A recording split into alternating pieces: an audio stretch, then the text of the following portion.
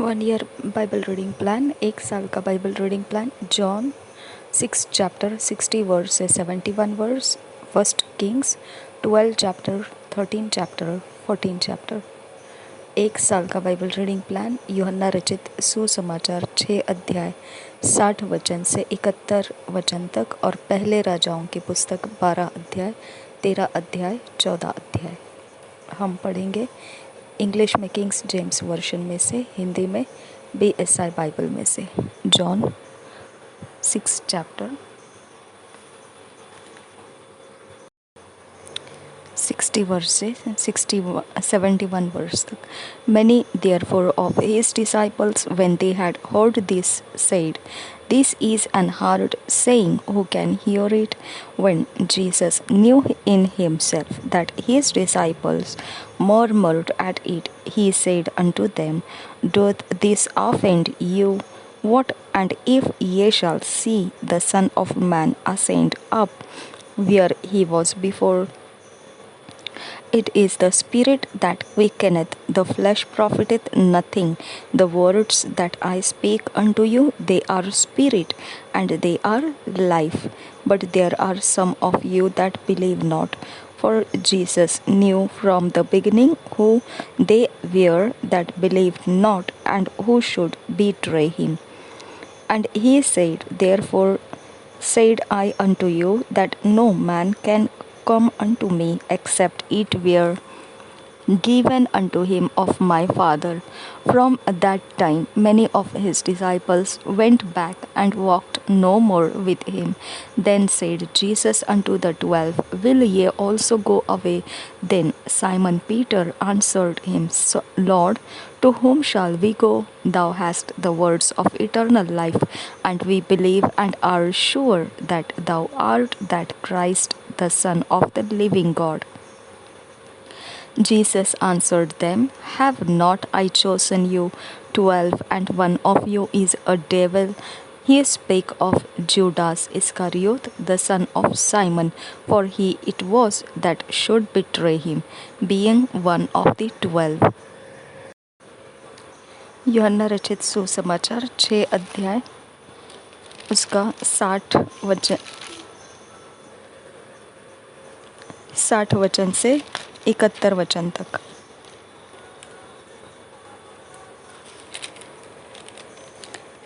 अनंत जीवन के वचन 60 वचन से आगे। उसके चेलों में से बहुतों ने यह सुनकर कहा, यह कठोर बात है, इसे कौन सुन सकता है? यीशु ने अपने मन में यह जानकर कि मेरे चेले आपस में इस बात पर कुड़कुड़ाते हैं, उनसे पूछा, क्या इस बात से तुम्हें ठोकर लगती है?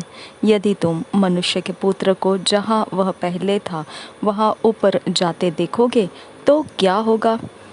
आत्मा तो जीवनदायक है, शरीर से कुछ लाभ नहीं। जो बातें मैंने तुमसे कही है वे आत्मा है और जीवन भी है, परंतु तुम में से कुछ ऐसे हैं जो विश्वास नहीं करते। क्योंकि यीशु पहले ही से जानता था कि जो विश्वास नहीं करते वे कौन है और कौन मुझे पकड़वाएगा। और उसने कहा, इसीलिए मैंने तुमसे कहा था कि जब तक किसी को पिता की ओर से यह वरदान न दिया जाए तब तक वह मेरे पास नहीं आ सकता। पतरस का विश्वास 66 वचन से आगे। इस पर उसके चेलों में से बहुत से उल्टे फिर गए और उसके बाद उसके साथ न चले। तब यीशु ने उन 12 से कहा, क्या तुम भी चले जाना चाहते हो? शमौन पतरस ने उसको उत्तर दिया, हे प्रभु, हम किसके पास जाएं? अनंत जीवन की बातें तो तेरे ही पास है, और हमने विश्वास किया और जान गए हैं कि परमेश्वर का पवित्र जन तू ही है। यीशु ने उन्हें उत्तर दिया, क्या मैंने तुम 12 को नहीं चुना? तो भी तुम में से एक व्यक्ति शैतान है। यह उसने शमौन इस्करियोती के पुत्र यहूदा के विषय में कहा था, क्योंकि वही जो 12 में से एक था उसे पकड़वाने को था। 1 Kings 12 chapter 13 chapter 14 chapter. Kings James version में से पढ़ेंगे 12 chapter. Rehoboam, refusing the old man's counsel.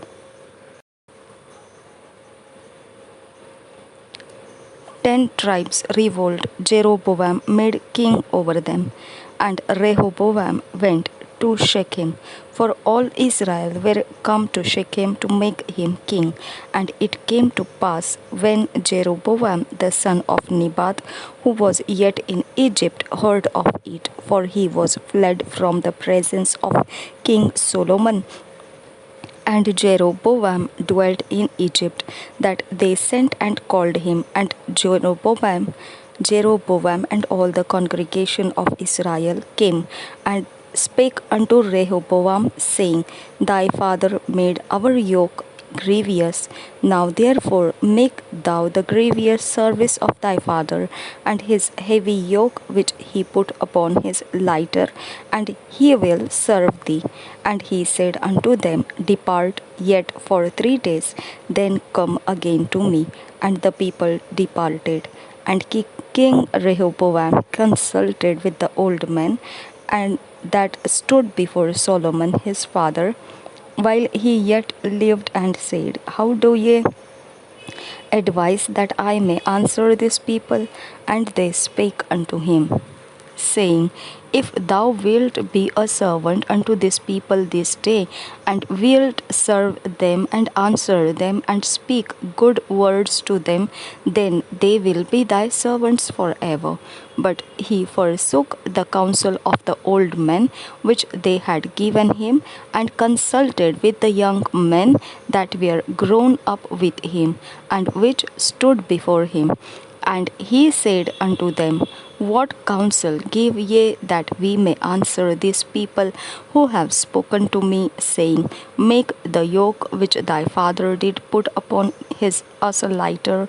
And the young men that were grown up with him spake unto him, saying, Thus shalt thou speak unto this people that spake unto thee, saying, Thy father made our yoke heavy, but make thou it lighter unto us. Thus shalt thou say unto them, My little finger shall be thicker than my father's loins.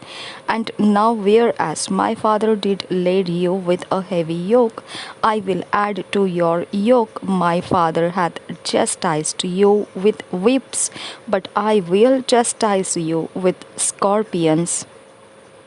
So Jeroboam and all the people came to Rehoboam the 3rd day, as the king had appointed, saying, Come to me again the 3rd day.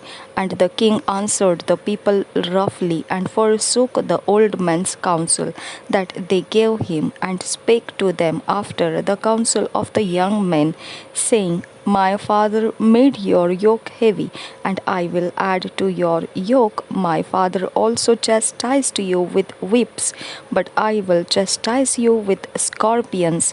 Wherefore the king hearkened not unto the people, for the cause was from the Lord, that he might perform his saying which the Lord spake by Ahijah the Shilomite unto Jeroboam the son of Nebat.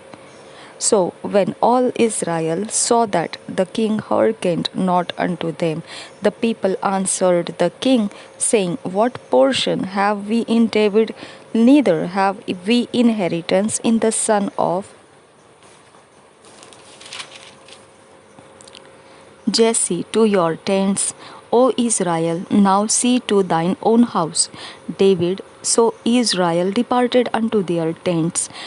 But as for the children of Israel which dwelt in the cities of Judah, Rehoboam reigned over them. Then King Rehoboam sent Adoram, who was over the tribute, and all Israel stoned him with stones that he died. Therefore King Rehoboam made speed to get him up to his chariot, to flee to Jerusalem.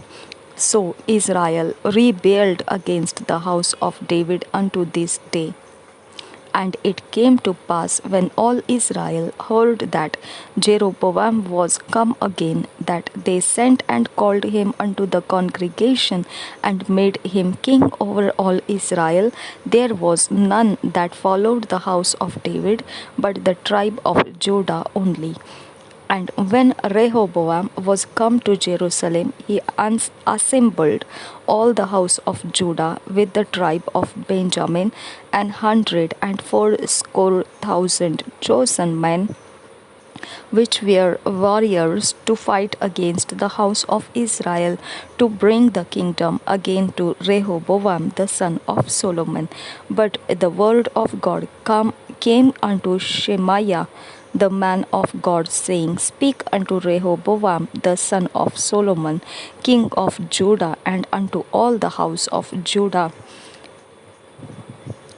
and Benjamin, and to the remnant of the people, saying, Thus saith the Lord, Ye shall not go up nor fight against your brethren, the children of Israel. Return every man to his house, for this thing is from me. They hearkened therefore to the word of the Lord, and returned to depart according to the word of the Lord.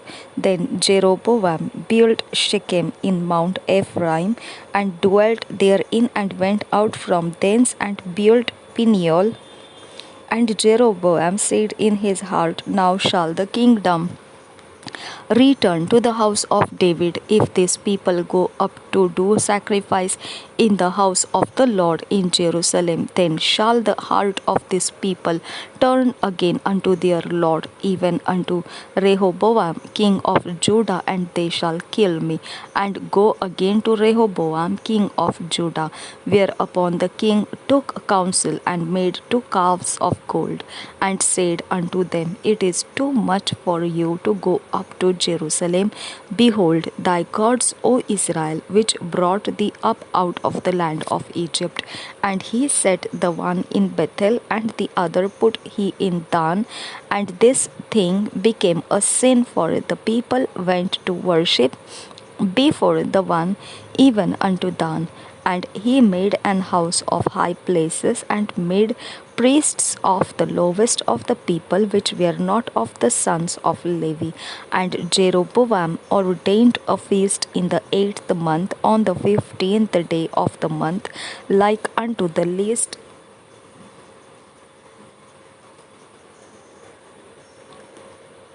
that is in Judah, and he offered upon the altar. So did he in Bethel, sacrificing unto the calves that he had made. And he placed in Bethel the priests of the high places which he had made. So he offered upon the altar which he had made in Bethel the 15th day of the 8th month, even in the month which he had devised in his own heart, and ordained a feast unto the children of Israel. And he offered upon the altar and burnt incense. Chapter 13. Jeroboam's hand withers, but at the prayer of the prophet is restored. The disobedient prophet slain by a lion. Jeroboam's obstinacy. First verse say, And behold, there came a man of God out of Judah by the word of the Lord unto Bethel, and Jeroboam stood by the altar to burn incense, and he cried against the altar in the word of the Lord, and said, O altar, altar, Thus saith the Lord, Behold, a child shall be born unto the house of David, Josiah by name, and upon thee shall he offer the priests of the high places that burn incense upon thee. And men's bones shall be burnt upon thee, And he gave a sign the same day, saying, This is the sign which the Lord hath spoken. Behold, the altar shall be rent, and the ashes that are upon it shall be poured out. And it came to pass, when King Jeroboam heard the saying of the man of God, which had cried against the altar in Bethel, that he put forth his hand from the altar, saying, Lay hold on him. And his hand, which he put forth against him, dried up, so that he could not pull it in again to him. The altar also was rent, and the ashes poured out from the altar, according to the sign which the man of God had given by the word of the Lord. And the king answered and said unto the man of God, Entreat now the ways of the Lord thy God, and pray for me, that my hand may be restored me again.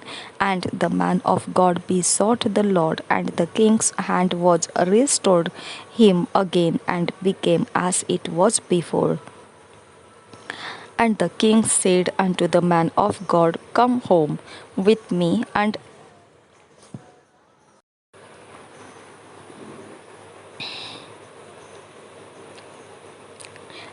refresh thyself, and I will give thee a reward. And the man of God said unto the king, If thou wilt give me half thine house, I will not go in with thee, neither will I eat bread nor drink water in this place. For so was it charged me by the word of the Lord, saying, Eat no bread, nor drink water, nor turn again by the same way that thou camest. So he went another way, and returned not by the way that he came to Bethel. Now there dwelt an old prophet in Bethel, and his sons came and told him all the works that the man of God had done that day in Bethel, the words which he had spoken unto the king. Them they told also to their father. And their father said unto them, What way went he? For his sons had seen what way the man of God went, which came from Judah. And he said unto his sons, Saddle me the ass. So they saddled him the ass, and he rode thereon, and went after the man of God, and found him sitting under an oak. And he said unto him, Art thou the man of God that camest from Judah? And he said, I am. Then he said unto him, Come home with me, and eat bread. And he said, I may not return with thee, nor go in with thee, neither will I eat bread nor drink water with thee in this place. For it was said to me by the word of the Lord, Thou shalt eat no bread nor drink water there, nor turn again to go by the way that thou camest. He said unto him, I am a prophet also as thou art. And an angel spake unto me by the word of the Lord, saying, Bring him back with thee into thine house, that he may eat bread and drink water. But he lied unto him. So he went back with him, and did eat bread in his house, and drank water. And it came to pass, as they sat at the table, that the word of the Lord came unto the prophet that brought him back. And he cried unto the man of God that come from Judah, saying, Thus said the Lord, For as much as thou hast disobeyed the mouth of the Lord, and hast not kept the commandment which the Lord thy God commanded thee, but camest back, and hast eaten bread and drunk water in the place of the which the Lord did say to thee, Eat no bread and drink no water, thy carcass shall not come unto the sepulchre of thy fathers. And it came to pass, after he had eaten bread, and after he had drunk, that he saddled for him the ass, to wait for the prophet whom he had brought back. And when he was gone, a lion met him by the way and slew him, and his carcass was cast in the way, and the ass stood by it. The lion also stood by the carcass, and behold, men passed by and saw the carcass cast in the way, and the lion standing by the carcass, and they came and told it in the city where the old prophet dwelt. And when the prophet that brought him back from the way heard thereof, he said, It is the man of God who was obedient unto the word of the Lord. Therefore the Lord hath delivered him unto the lion, which hath torn him and slain him, according to the word of the Lord which he spake unto him. And he spake on his sons, saying, Saddle me the ass. And they saddled him.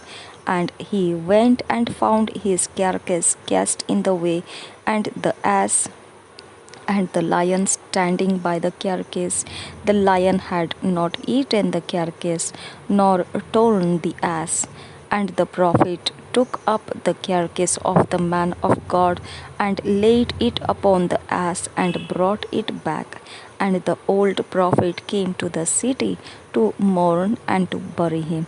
And he laid his carcass in his own grave, and they mourned over him, saying, Alas, my brother! And it came to pass after he had buried him, that he spake to his sons, saying, When I am dead, then bury me in the sepulchre wherein the man of God is burned. Lay my bones beside his bones. For the saying which he cried by the word of the Lord against the altar in Bethel, against all the houses of the high places which are in the cities of Samaria, shall surely come to pass. After this thing, Jeroboam returned not from his evil way, but made again of the lowest of the people priests of the high places. Whosoever would be, he consecrated him, and he came out one of the priests of the high places. And this thing became sin unto the house of Jeroboam, even to cut it off and to destroy it from off the face of the earth. Chapter 14.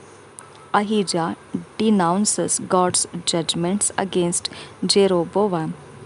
Rehoboam's wicked reign over Judah. Shishak spoils Jerusalem. Abijah succeeds Rehoboam. At that time, Abijah the son of Jeroboam fell sick, and Jeroboam said to his wife, Arise, I pray thee, and disguise thyself, that thou be not known to be the wife of Jeroboam, and get thee to Shiloh. Behold, there is Ahijah the prophet, which told me that I should be king over this people. And take with thee 10 loaves and cracknels and a cruse of honey, and go to him. He shall tell thee what shall become of the child. And Jeroboam's wife did so, and arose and went to Shiloh, and came to the house of Ahijah. And Ahijah could not see, for his eyes were set by reason of his age. And the Lord said unto Ahijah, Behold, the wife of Jeroboam cometh to ask a thing of thee for her son, for he is sick. Thus and thus shalt thou say unto her, for it shall be when she cometh in, that she shall feign herself to be another woman. And it was so, when Abijah heard the sound of her feet, as she came in at the door, that he said, Come in, thou wife of Jeroboam. Why feignest thou thyself to be another? For I am sent to thee with heavy tidings.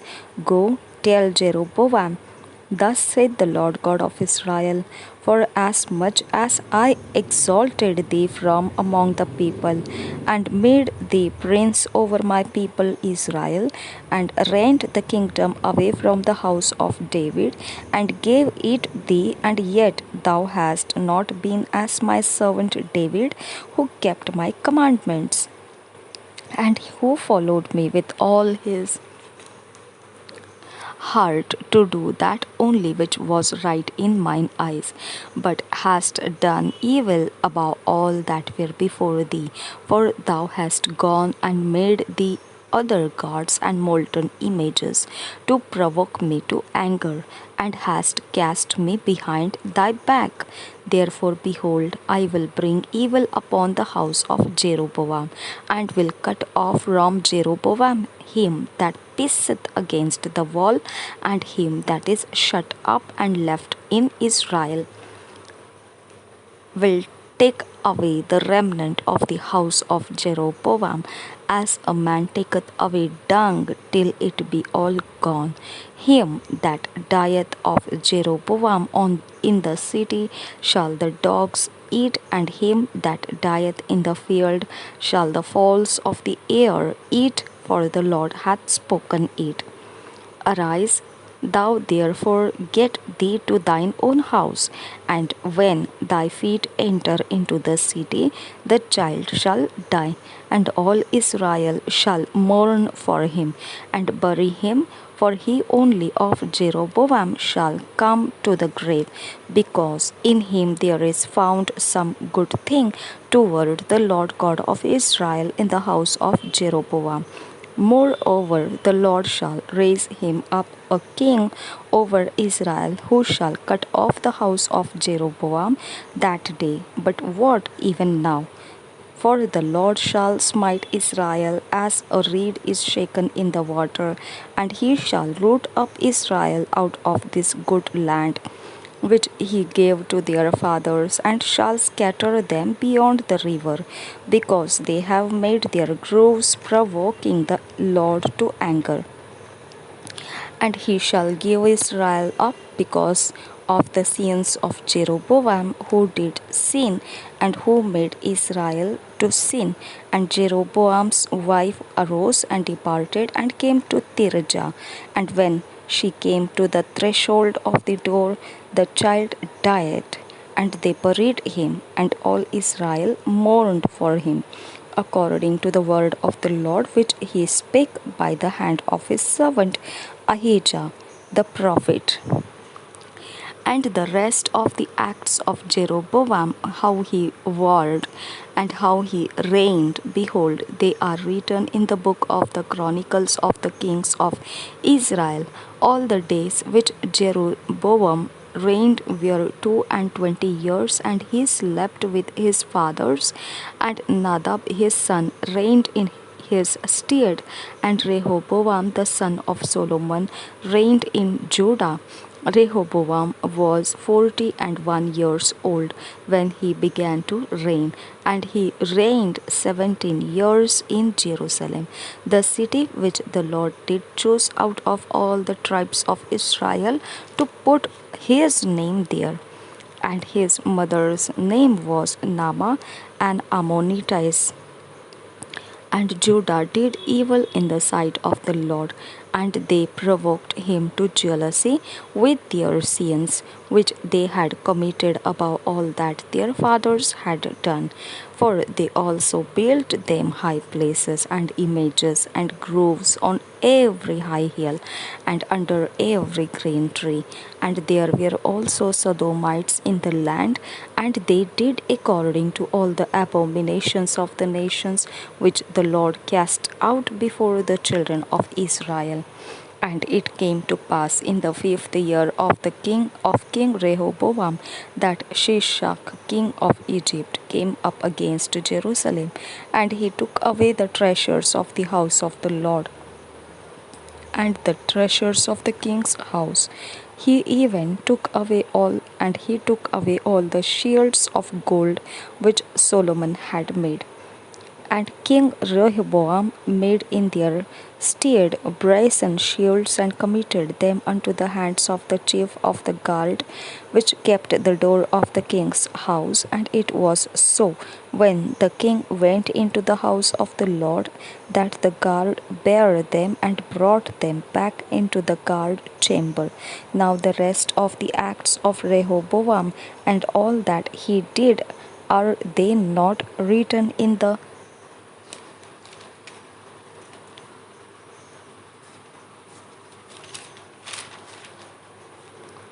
book of the Chronicles of the Kings of Judah? And there was war between Rehoboam and Jeroboam all their days. And Rehoboam slept with his fathers, and was buried with his fathers in the city of David. And his mother's name was Naamah, and Ammonites, and Abijam his son reigned in his stead. पहले राजाओं की पुस्तक 12, 13, 14 अध्याय हम पढ़ेंगे हिंदी में BSI Bible में से। इसराइल राज्य का 2 भाग हो जाना। 12 अध्याय पहले वचन से। रहोबियाम शेकेम को गया, क्योंकि सब इसराइली उसको राजा बनाने के लिए वही गए थे। जब नबात के पुत्र यरोबाम ने यह सुना, जो अब तक मिस्र में ही था, क्योंकि यरोबाम सुलेमान राजा के डर के मारे भागकर मिस्र में रहता था, अतः लोगों ने उसको बुलवा भेजा। तब यरोबाम और इसराइल को समस्त सभा रहोबियाम के पास जाकर यो कहने लगी, तेरे पिता ने तो हम लोगों पर भारी जुआ डाल रखा था, इसलिए अब तू अपने पिता की कठिन सेवा को और उस भारी जुए को जो उसने हम पर डाल रखा है कुछ हल्का कर, तब हम तेरे अधीन रहेंगे। उसने कहा, अभी तो जाओ और 3 दिन के बाद मेरे पास फिर आना। तब वे चले गए। तब राजा रहोबियाम ने उन बूढ़ों से, जो उसके पिता सुलेमान के जीवन भर उसके सामने उपस्थित रहा करते थे, सम्मति ली। इस प्रजा को कैसा उत्तर देना उचित है? इसमें तुम क्या सम्मति देते हो? उन्होंने उसको यह उत्तर दिया, यदि तू अभी प्रजा के लोगों का दास बनकर उनके अधीन हो और उनसे मधुर बातें कहे, तो वे सदैव तेरे अधीन बने रहेंगे। रहोबियाम ने उस सम्मति को छोड़ दिया जो बूढ़ों ने उसको दी थी, और उन जवानों से सम्मति ली जो उसके संग बड़े हुए थे और उसके सम्मुख उपस्थित रहा करते थे। उसने पूछा, मैं प्रजा के लोगों को कैसा उत्तर दूं? उसमें तुम क्या सम्मति देते हो? उन्होंने तो मुझसे कहा है, जो जुआ तेरे पिता ने हम पर डाल रखा है, उसे तू हल्का कर। जवानों ने, जो उसके संग बड़े हुए थे, उसको यह उत्तर दिया, उन लोगों ने तुझसे क्या कहा है? तेरे पिता ने हमारा जुआ भारी किया था, परंतु तू उसे हमारे लिए हल्का कर। तो उनसे यूँ कहना, मेरी छिंगोलिया मेरे पिता की कमर से भी मोटी है। मेरे पिता ने तुम पर जो भारी जुआ रखा था, उसे मैं और भी भारी करूँगा। मेरा पिता तो तुमको कोड़ों से ताड़ना देता था, परंतु मैं बिच्छुओं से दूंगा। तीसरे दिन, जैसे राजा ने ठहराया था कि तीसरे दिन मेरे पास फिर आना, वैसे ही यारोबाम और समस्त प्रजागण रहोबियाम के पास उपस्थित हुए। तब राजा ने प्रजा से कड़ी बातें की और बूढ़ों की दी हुई सम्मति छोड़कर जवानों की सम्मति के अनुसार उनसे कहा, मेरे पिता ने तो तुम्हारा जुआ भारी कर दिया, परंतु मैं उसे और भी भारी कर दूंगा। मेरे पिता ने तो कोड़ों से तुमको ताड़ना दी, परंतु मैं तुमको बिच्छुओं से ताड़ना दूंगा। इस प्रकार राजा ने प्रजा की बात नहीं मानी। इसका कारण यह है कि जो वचन यहोवा ने शीलोवासी अहिय्याह के द्वारा नबात के पुत्र यारोबाम से कहा था, उसको पूरा करने के लिए उसने ऐसा ही ठहराया था। जब समस्त इस्राएल ने देखा कि राजा हमारी नहीं सुनता, तब वे बोले, दाऊद के साथ हमारा क्या अंश? हमारा तो यशै के पुत्र में कोई भाग नहीं। हे इस्राएल, अपने अपने डेरे को चले जाओ। अब हे दाऊद, अपने ही घराने की चिंता कर। अतः इस्राएल अपने अपने डेरे को चले गए। केवल जितने इस्राएली यहूदा के नगरों में बसे हुए थे, उन पर रहोबियाम राज्य करता रहा। तब राजा रहोबियाम ने अदोराम को, जो सब बेगारों पर अधिकारी था, भेज दिया और सब इस्राएलियों ने उस पर पथराव किया और वह मर गया। तब रहोबियाम फुर्ती से अपने रथ पर चढ़कर यरूशलेम को भाग गया। इस प्रकार इस्राएल दाऊद के घराने से फिर गया और आज तक फिरा हुआ है। यह सुनकर कि यरोबाम लौट आया है, समस्त इस्राएल ने उसको मंडली में बुलवा भेजा और संपूर्ण इस्राएल के ऊपर राजा नियुक्त किया। और यहूदा के गोत्र को छोड़कर दाऊद के घराने से कोई मिला न रहा। शमाया की भविष्यवाणी। जब रहोबियाम यरूशलेम को आया, तब उसने यहूदा के समस्त घराने को और बिन्यामीन के गोत्र को, जो मिलकर 1,80,000 अच्छे योद्धा थे, इकट्ठा किया कि वे इस्राएल के घराने के साथ लड़कर सुलैमान के पुत्र रहोबियाम के वश में फिर राज्य कर दे। तब परमेश्वर का यह वचन परमेश्वर के जन शमाया के पास पहुंचा, यहूदा के राजा सुलैमान के पुत्र रहोबियाम से और यहूदा और बिन्यामीन के सब घराने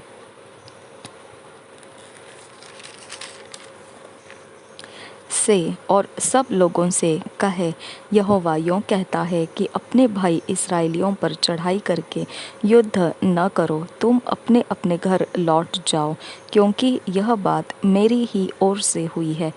यहोवा का यह वचन मानकर उन्होंने उसके अनुसार लौट जाने को अपना अपना मार्ग लिया। यरोबाम का मूर्ति पूजा चलाना।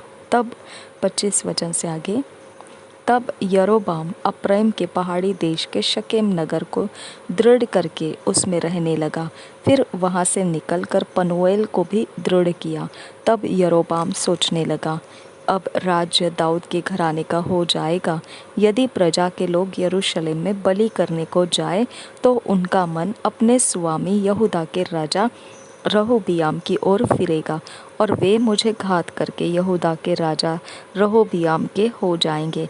अतः राजा ने सम्मति लेकर सोने के 2 बछड़े बनाए और लोगों से कहा, यरूशलेम को जाना तुम्हारी शक्ति से बाहर है। इसलिए हे इस्राएल, अपने देवताओं को देखो जो तुम्हें मिस्र देश से निकाल लाए हैं।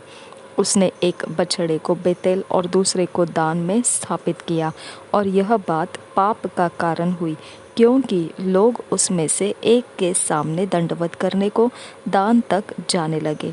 और उसने ऊंचे स्थानों के भवन बनाए और सब प्रकार के लोगों में से जो लेवी वंशी न थे याजक ठहराए। बेतेल की पूजा दंडनीय। 32 वचन से आगे, फिर यरोबाम ने 8वें महीने के 15वें दिन यहूदा के पर्व के समान एक पर्व ठहरा दिया और वेदी पर बलि चढ़ाने लगा। इस रीति उसने बेतेल में अपने बनाए हुए बछड़ों के लिए वेदी पर बलि किया और अपने बनाए हुए ऊंचे स्थानों के याजकों की को बेतेल में ठहरा दिया। जिस महीने की उसने अपने मन में कल्पना की थी, अर्थात 8वें महीने के 15वें दिन को वह बेतेल में अपनी बनाई हुई वेदी के पास चढ़ गया। उसने इस्राएलियों के लिए एक पर्व ठहरा दिया और धूप जलाने को वेदी के पास चढ़ गया। 13 अध्याय पहले वचन से, तब यहोवा से वचन पाकर परमेश्वर का एक जन यहूदा से बेतेल को आया और यरोबाम धूप जलाने के लिए वेदी के पास खड़ा था। उस जन ने यहोवा से वचन पाकर वेदी के विरुद्ध यूं पुकारा, वेदी हे वेदी, यहोवा यूं कहता है कि सुन, दाऊद के कुल में योशिय्याह नामक एक लड़का उत्पन्न होगा। वह उन ऊंचे स्थानों के याजकों को जो तुझ पर धूप जलाते हैं तुझ पर बलि कर देगा और तुझ पर मनुष्यों की हड्डियां जलाई जाएंगी।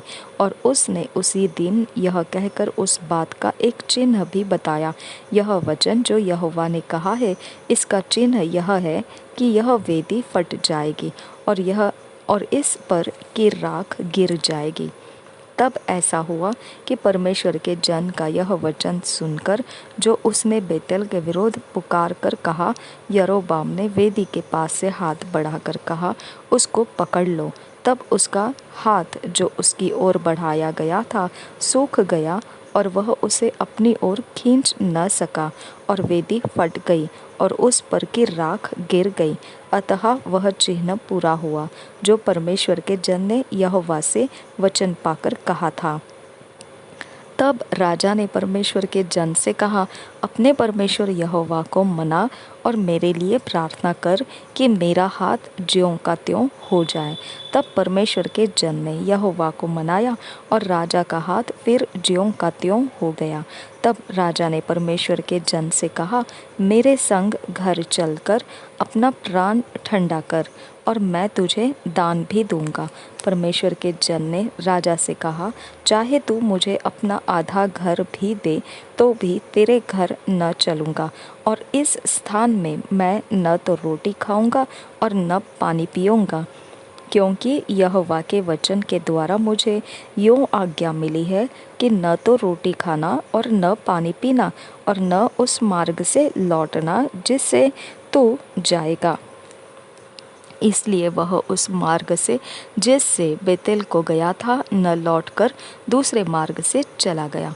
बेतेल का बूढ़ा नबी। 11 वचन से आगे। बेतल में एक बूढ़ा नबी रहता था और उसके एक बेटे ने आकर उससे उन सब कामों का वर्णन किया जो परमेश्वर के जन ने उस दिन बेतेल में किए थे, और जो बातें उसने राजा से कही थी उनको भी उसने अपने पिता से कह सुनाया। उसके बेटों ने तो यह देखा था कि परमेश्वर का वह जन जो यहूदा से आया था किस मार्ग से चला गया। अतः उनके पिता ने उनसे पूछा, वह किस मार्ग से चला गया? और उसने अपने बेटों से कहा, मेरे लिए गदहे पर काठी बांधो। तब उन्होंने गदहे पर काठी बांधी और वह उस पर चढ़ा और परमेश्वर के जन के पीछे जाकर उसे एक बांज वृक्ष के नीचे बैठा हुआ पाया और उससे पूछा, परमेश्वर का जो जन यहूदा से आया था, क्या तू वही है? उसने कहा, हाँ वही हूँ। उसने उससे कहा, मेरे घर चलकर भोजन कर। उसने उससे कहा, मैं न तो तेरे संग लौट सकता और न तेरे संग घर में जा सकता हूँ, और न मैं इस स्थान में तेरे संग रोटी खाऊंगा न पानी पीऊँगा, क्योंकि यहोवा के वचन के द्वारा मुझे यह आज्ञा मिली है कि वह न तो रोटी खाना और न पानी पीना, और जिस मार्ग से तू जाएगा उससे न लौटना। उसने कहा, जैसा तू नबी है वैसा ही मैं भी नबी हूँ। और मुझसे एक दूत ने यहोवा से वचन पाकर कहा कि उस पुरुष को अपने संग अपने घर लौटा ले आ कि वह रोटी खाए और पानी पिए। यह उसने उससे झूठ कहा। अतएव वह उसके संग लौट गया और उसके घर में रोटी खाई और पानी पिया। जब वे मेज पर बैठे ही थे कि यहोवा का वचन उस नबी के पास पहुंचा जो दूसरे को लौटा ले आया था।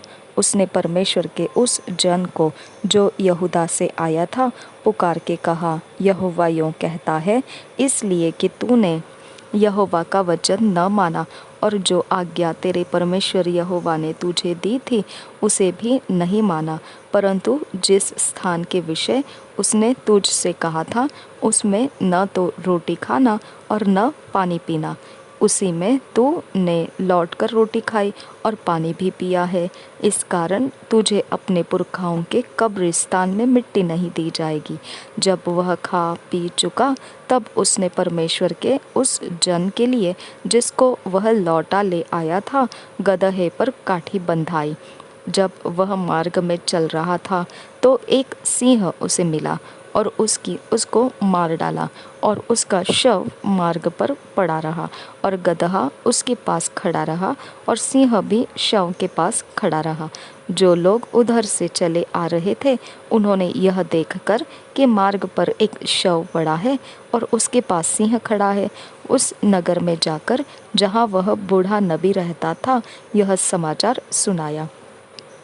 यह सुनकर उस नबी ने जो उसको मार्ग पर से लौटा ले आया था कहा, परमेश्वर का वही जन होगा जिसने यहोवा के वचन के विरुद्ध किया था। इस कारण यहोवा ने उसको सिंह के पंजे में पड़ने दिया, और यहोवा के उस वचन के अनुसार जो उसने उससे कहा था सिंह ने उसे फाड़कर मार डाला होगा। तब उसने अपने बेटों से कहा, मेरे लिए गदहे पर काठी बांधो। जब उन्होंने काठी बांधी तब उसने जाकर उस जन का शव मार्ग पर पड़ा हुआ और गदहे और सिंह दोनों को शव के पास खड़े हुए पाया, और यह भी कि सिंह ने न तो शव को खाया और न गदहे को फाड़ा है। तब उस बूढ़े नबी ने परमेश्वर के जन का शव उठाकर गदहे पर लाद लिया और उसके लिए छाती पीटने लगा और उसे मिट्टी देने को अपने नगर में लौटा ले गया, और उसने उसके शव को अपने कब्रिस्तान में रखा, और लोग हाय मेरे भाई यह कहकर छाती पीटने लगे। फिर उसे मिट्टी देकर उसने अपने बेटों से कहा, जब मैं मर जाऊंगा तब मुझे इसी कब्रिस्तान में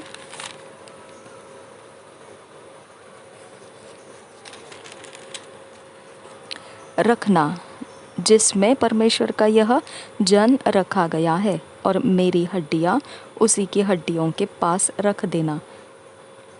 क्योंकि जो वचन उसने यहोवा से पाकर बेतेल की नदी और शोमरोन के नगरों के सब ऊंचे स्थानों के भवनों के विरुद्ध पुकार के कहा है, वह निश्चय पूरा हो जाएगा।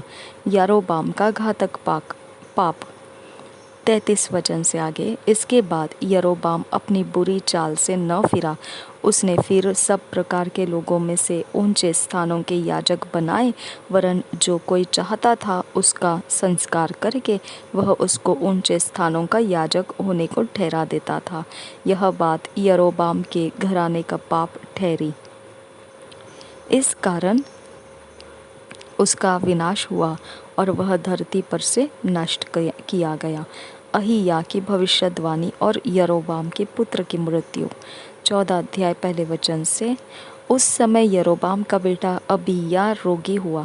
तब यरोबाम ने अपनी स्त्री से कहा, ऐसा भेष बना कि कोई तुझे पहचान ना सके कि यह यरोबाम की स्त्री है, और शीलो को चली जा। वहाँ अहिय्याह नबी रहता है, जिसने मुझसे कहा था, तू इस प्रजा का राजा हो जाएगा। उसके पास तू 10 रोटी और टिकिया और 1 कुप्पी मधु लिए हुए जा, और वह तुझे बताएगा कि लड़के का क्या होगा। यरोबाम की स्त्री ने वैसा ही किया और चलकर शीलो को पहुंची और अहिय्याह के घर पर आई। अहिय्याह को तो कुछ सूझ न पड़ता था, क्योंकि बुढ़ापे के कारण उसकी आंखें धुंधली पड़ गई थी। और यहोवा ने अहिय्याह से कहा, सुन, यरोबाम की स्त्री तुझसे अपने बेटे के विषय में जो रोगी है कुछ पूछने को आती है। तू उससे ये बातें कहना, वह तो आकर अपने को दूसरी औरत बनाएगी। जब अहिय्याह ने द्वार में आते हुए उसके पाँव की आहट सुनी, तब कहा, हे यरोबाम की स्त्री, भीतर आ। तू अपने को क्यों दूसरी स्त्री बनाती है? मुझे तेरे लिए भारी संदेशा मिला है। तू जाकर यरोबाम से कहे कि इस्राएल का परमेश्वर यहोवा तुझसे यूँ कहता है, मैंने तो तुझको प्रजा में से बढ़ाकर अपनी प्रजा इस्राएल पर प्रधान किया और दाऊद के घराने से राज्य छीनकर तुझको दिया, परंतु तू मेरे दास दाऊद के समान न हुआ, जो मेरी आज्ञाओं को मानता और अपनी पूर्ण मन से मेरे पीछे पीछे चलता और केवल वही करता था जो मेरी दृष्टि में ठीक है। तूने उन सबों से बढ़कर जो तुझसे पहले थे बुराई की है, और जाकर पराये देवता को की उपासना की और मूरतें ढालकर बनाई, जिससे मुझे क्रोधित कर दिया और मुझे तो पीठ के पीछे फेंक दिया है। इस कारण मैं यरोबाम के घराने पर विपत्ति डालूंगा, वरन मैं यरोबाम के कुल में से हर एक लड़के को, और क्या बंदी क्या स्वाधीन, इस्राएल के मध्य हर एक रहने वाले को भी नष्ट कर डालूंगा। और जैसा कोई गोबर को तब तक उठाता रहता है जब तक वह सब उठा नहीं लिया जाता, वैसे ही मैं यरोबाम के घराने की सफाई कर दूंगा। यरोबाम के घराने का जो कोई नगर में मर जाए उसको कुत्ते खाएंगे, और जो मैदान में मरे उसको आकाश के पक्षी खा जाएंगे। क्योंकि यहोवा ने यह कहा है, इसलिए तू उठ और अपने घर जा, और नगर के भीतर तेरे पाँव पड़ते ही वह बालक मर जाएगा, उसे तो समस्त इस्राएली छाती पीट कर मिट्टी देंगे। यरोबाम की संतानों में से केवल उसी को कब्र मिलेगी, क्योंकि यरोबाम के घराने में से उसी में कुछ पाया जाता है जो यहोवा इस्राएल के प्रभु की दृष्टि में भला है। फिर यहोवा इस्राएल के लिए एक ऐसा राजा खड़ा करेगा जो उसी दिन यरोबाम के घराने को नष्ट कर डालेगा। परंतु कब? यह अभी होगा, क्योंकि यहोवा इस्राएल को ऐसा मारेगा जैसा जल की धारा से नरकट हिलाया जाता है, और वह उनको इस अच्छी भूमि में से जो उसने उनके पुरखाओं को दी थी उखाड़कर महानद के पार तितर बितर करेगा, क्योंकि उन्होंने अशेरा नामक मूर्तें अपने लिए बनाकर यहोवा को क्रोध दिलाया है। और उन पापों के कारण जो यरोबाम ने किए और इस्राएल से कराए थे, यहोवा इस्राएल को त्याग देगा। तब यरोबाम की स्त्री विदा होकर चली और तिर्जा को आई, और वह भवन की डेवढ़ी पर जैसे ही पहुंची कि वह बालक मर गया। तब यहोवा के वचन के अनुसार जो उसने अपने दास अहिय्याह नबी से कहलाया था, समस्त इस्राएल ने उसको मिट्टी देकर उसके लिए शोक मनाया। यरोबाम की मृत्यु। यरोबाम के और काम अर्थात उसने कैसा कैसा युद्ध किया और कैसे कैसा राज्य किया, यह सब इस्राएल के राजाओं के इतिहास की पुस्तक में लिखा है। यरोबाम 22 वर्ष तक राज्य करके अपने पुरखाओं के साथ सो गया, और नादाब नामक उसका पुत्र उसके स्थान पर राजा हुआ। यहूदा का राजा रहूबियाम। 21 वचन से आगे। सुलैमान का पुत्र रहूबियाम यहूदा में राज्य करने लगा। रहूबियाम 41 वर्ष का होकर राज्य करने लगा, और यरूशलेम, जिसको यहोवा ने सारे इस्राएली गोत्रों में से अपना नाम रखने के लिए चुन लिया था, उस नगर में वह 17 वर्ष तक राज्य करता रहा। और उसकी माता का नाम नामाह था, जो अम्मोनी स्त्री थी। और यहूदी लोग वह करने लगे जो यहोवा की में बुरा है, जो यहोवा की दृष्टि में बुरा है, और अपने पुरखाओं से भी अधिक पाप करके उसकी जलन भड़काई। उन्होंने तो सब ऊंचे टीलों पर और सब हरे वृक्षों के नीचे ऊंचे स्थान और लाठे और अशेरा नामक मूर्तें बना ली, और उनके देश में पुरुषगामी भी थे। वे उन जातियों के से सब घिनौने काम करते थे जिन्हें यहोवा ने इस्राएलियों के सामने से निकाल दिया था। राजा रहूबियाम के 5वें वर्ष में मिस्र का राजा शीशक यरूशलेम पर चढ़ाई करके यहोवा के भवन की अनमोल वस्तुएं और राजभवन की अनमोल वस्तुएं सब की सब उठा ले गया, और सोने की जो ढालें सुलैमान ने बनाई थी सबको वह ले गया। इसलिए राजा रहूबियाम ने उनके बदले पीतल की ढालें बनवाई और उन्हें पहरुओं के प्रधानों के हाथ सौंप दिया, जो राजभवन के द्वार की रखवाली करते थे। और सब राजा यहोवा के भवन में जाता था, और जब जब राजा यहोवा के भवन में जाता था तब तब पहरुए उन्हें उठा ले चलते और फिर अपनी कोठरी में लौटा कर रख देते थे। रहूबियाम के और सब काम जो उसने किए, वह क्या यहूदा के राजाओं के इतिहास की पुस्तक में नहीं लिखे हैं? रहूबियाम और यरोबाम में सदा लड़ाई होती रही, और रहूबियाम, जिसकी माता नामाह नामक एक अम्मोनिन थी, अपने पुरखाओं के साथ सो गया, और उन्हीं के पास दाऊदपुर में उसको मिट्टी दी गई, और उसका पुत्र अबियाम उसके स्थान पर राज्य करने लगा। 2 साल का Bible reading plan. 2 years Bible reading plan. Mark 10 chapter 13 verse से 22 वर्स तक, और नंबर्स 17 चैप्टर। 2 साल का बाइबल रीडिंग प्लान। मरकुस रचित सुसमाचार 10 अध्याय 13 वचन से 22 वचन तक, और गिनती की पुस्तक 17 अध्याय। हमने 2 साल का बाइबल रीडिंग प्लान अपने व्यक्तिगत समय में, पर्सनल टाइम में पढ़ना है, और उसमें से जब परमेश्वर का वचन हमारे जीवन को कुछ भी बदलने के लिए, संवारने के लिए, सुधारने के लिए अगर कोई वचन हमको देता है प्रकाशन में देता है तो हमने उसको नोट्स बना कर लेना है और उसके अनुसार हमने अपने जीवन को चलाना है। और जब हम उन वचनों के अनुसार चल रहे हैं तो 2 साल के अंत में हम परमेश्वर के वचन से ढला हुआ व्यक्ति होकर निखर कर आएंगे। तो इस प्रकार से परमेश्वर हमें बड़े उपयोग का बर्तन तैयार हुआ ऐसा इस्तेमाल करने के लिए ले लेगा। और ये होने के लिए परमेश्वर ने हमें अनुग्रह दिया है। हमने निश्चित इस अनुग्रह का लाभ उठाना है। प्रभु यीशु मसीह हम सबके साथ बना रहे। आमीन, आमीन, आमीन।